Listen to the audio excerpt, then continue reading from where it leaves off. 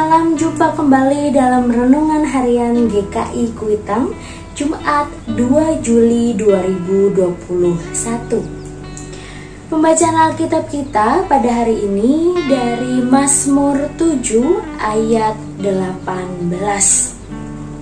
Yang demikian bunyinya: Aku hendak bersyukur kepada Tuhan karena keadilan-Nya, dan bermazmur bagi nama Tuhan yang maha tinggi.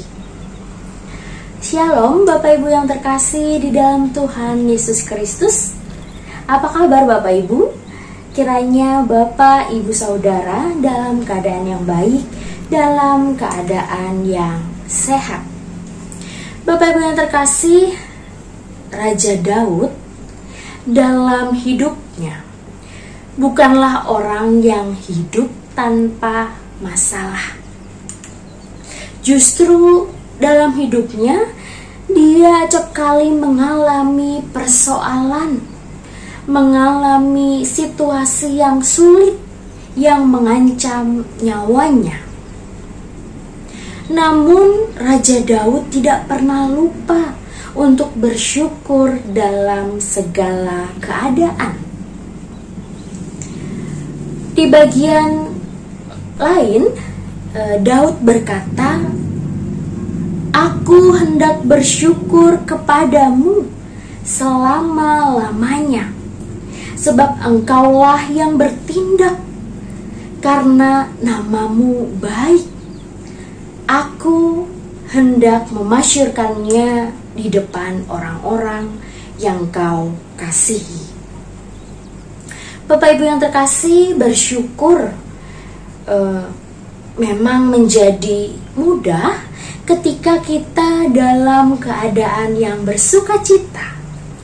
Namun bersyukur bukan hal yang mudah ketika kita sedang dalam keadaan yang sebaliknya, dalam keadaan sedih, kecewa, putus asa, dan lain sebagainya. Tubuh kita sedang, misalnya saat tubuh kita sedang digerogoti suatu penyakit, usaha kita sedang menurun, ketika kita terkena PHK, masalah demi masalah mendatangi kita. Paulus memberikan formula agar kita tidak tawar hati dalam menjalani hidup di masa-masa sukar ini.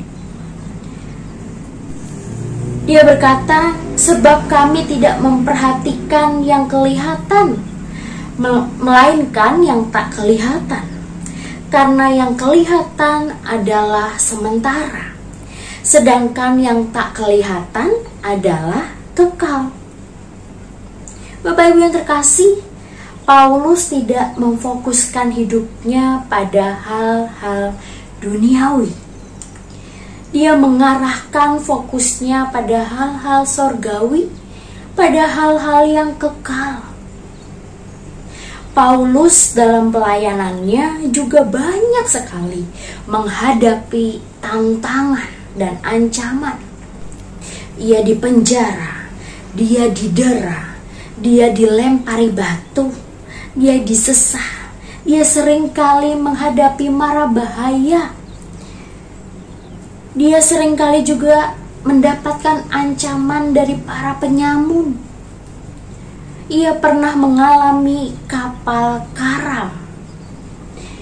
Ia juga pernah sehari semalam terkatung-katung di tengah laut. Namun dia dapat berkata, mengucap syukurlah dalam segala hal, sebab itulah yang dikehendaki Allah di dalam Kristus Yesus bagi kamu.